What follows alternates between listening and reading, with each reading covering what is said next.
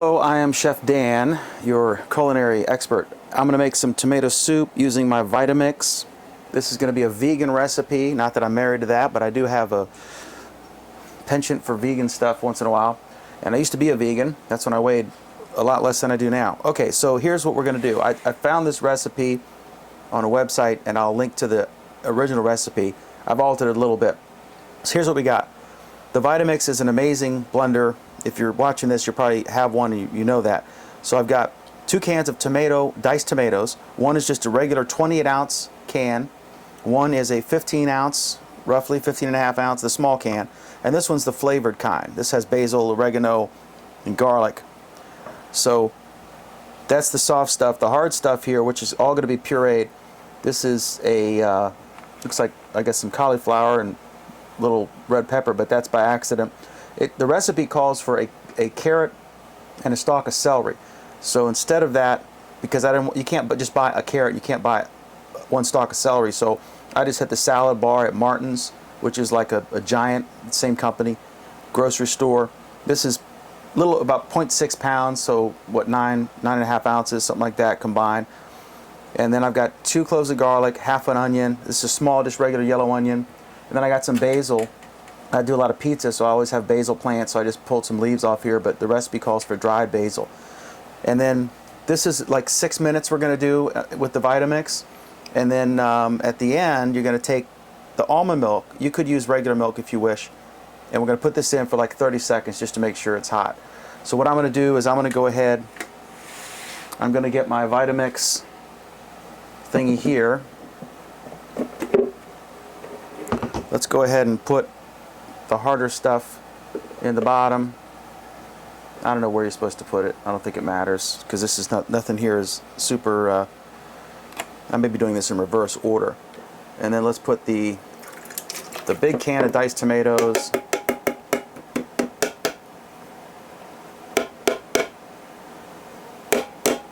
Wow. Okay. And the little can of diced tomatoes.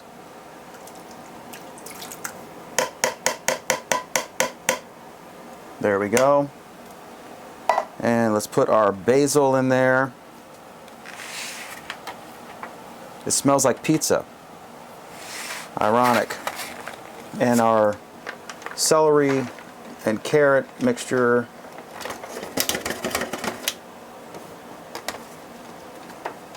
There we go. It's going to be a lot. It'll calm down a little bit, hopefully.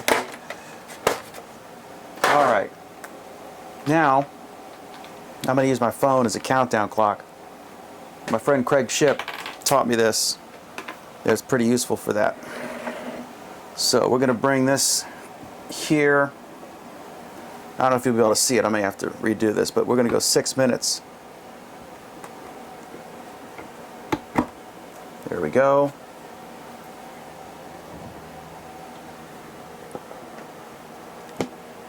Alright, it's on there tight, which is obviously a big deal. And what I do is I usually set the countdown early. Set countdown for 6 minutes, 10 seconds. Your timer is set for 6 minutes and 10 seconds. So that gives me 10 seconds to screw around, right?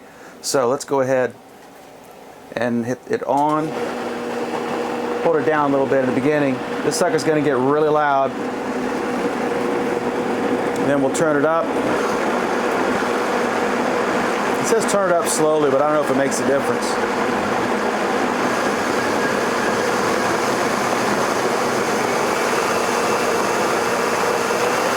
And it's actually going to cook.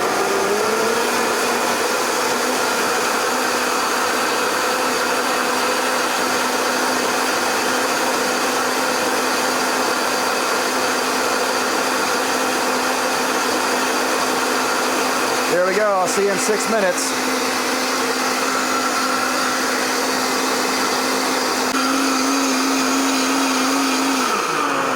All right, now it's gone just over 6 minutes, a few seconds extra. So what I'm going to do is I'm going to take the lid off here, and then I'm going to see what temperature it is inside, and it's 136 degrees, which is fine because really there's nothing I'm worried about. And I'm going to go ahead and, as far as getting it up to a certain temperature, because everything's pre-cooked, right, or raw veggies. I could have eaten everything as it was. I'm going to put the milk in here. And I say milk, it's almond milk, which you can also make in here, but this I actually bought because I didn't want to wait 6 hours to soak the almonds. I haven't made almond milk yet. So I'm just going to go about 30 seconds. Let's kick my camera there. About 30 seconds on this. Set countdown for 35 seconds. All right, here we go. Done. I love a good countdown.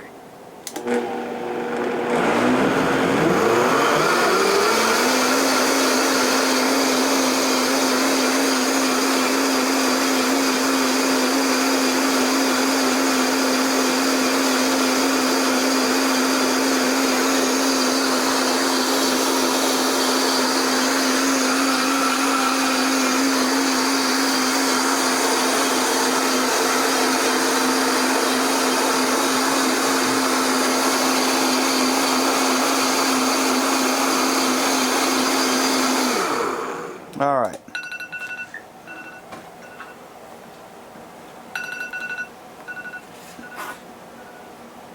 All right, let's see. This sucker's done. Let's move it over to the side. Let's get a bowl.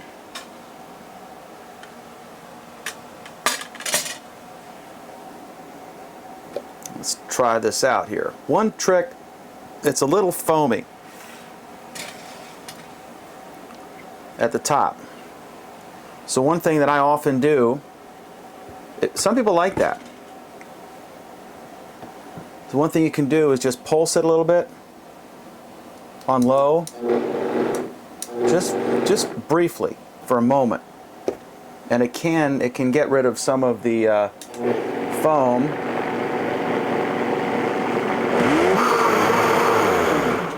And we'll keep it on really low there and see. Well, that doesn't appear to have done a whole lot. Works better with fruit juice, I guess. All right, let's see how this tastes. This is tomato basil soup. And again, the temperature here, this is 138 degrees. Let's do some freshly ground black pepper. Let's give it the old college try. That's amazing. You could put added salt if you want. I choose not to because there's already some salt in the diced tomatoes, I think. Let me see what it says here. Maybe not. Maybe I'm wrong. Tomatoes, tomato juice, less than 2% salt, citric acid. So yeah, this can, the can here has salt, has 8%, 7 servings, so pretty good amount of salt. But this is a lot of soup. This is almost a half gallon of soup you made pretty cheap. Not a lot of calories in it, really. Maybe a few hundred calories in the whole half gallon. Anyway, so that's soup, and you can top it however you want. Enjoy. Bon appetit.